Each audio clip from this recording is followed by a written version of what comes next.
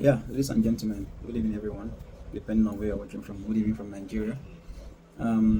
Just want to make a video about this trending issue about this Mirabel girl, because to some certain extent it feels like everybody's just being gaslighted by the PDM about the whole issue. Yes, we know there is something called depression, anxiety, and the rest of them, and like probably having like traumatic experiences and all of that.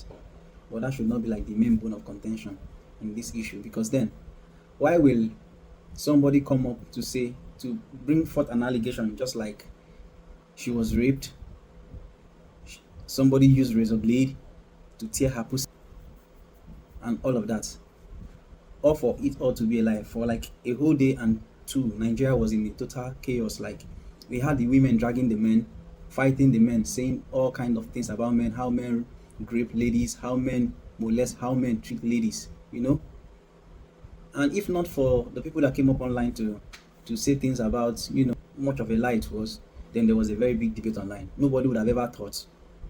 Everybody want to see men as very bad people and see men as people who are more like an animal to the society, like people with no brains to even think for themselves.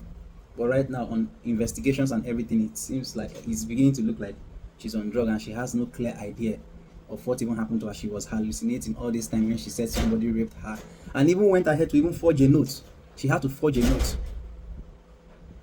She had to forge a text from another TikTok account to her own account, or for her to come now to say, oh, this TikTok account was made by her. And just imagine the kind of stunts she tried to pull on Nigerians.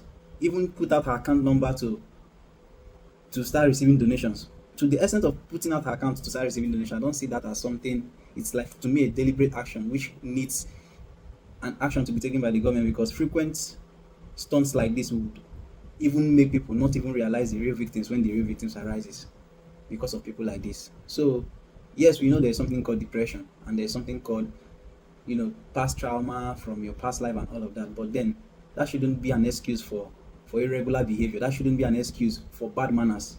For a girl who was born in 2007 thereabout, I don't think you have anything to do.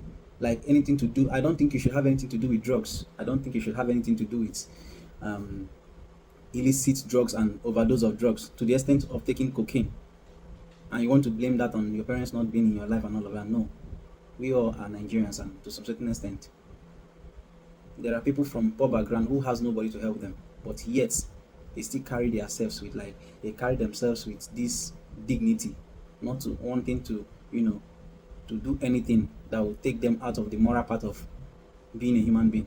Then you have to overdose yourself because you feel like you have insomnia, to wake up the next day to put the whole of Nigeria into chaos, like sparking up a war against the men by the women.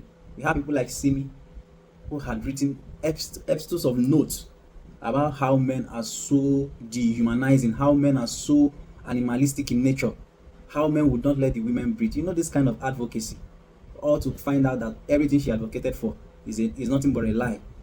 So I think at some point we have to start paying attention to sensitive topics like this, so as not to keep on misleading the public, and so as not to pay deaf ears when the real victims of rape or molestation or pedophilia arises, because to me these are very big ills to the society. So this is what I just want to put out here. You can share your ideas or whatever you think on the comment section. Let's interact and let's get to talk more on this, and figure out a way on how to make this world we live in a better place and a suitable place for everyone. Thank you.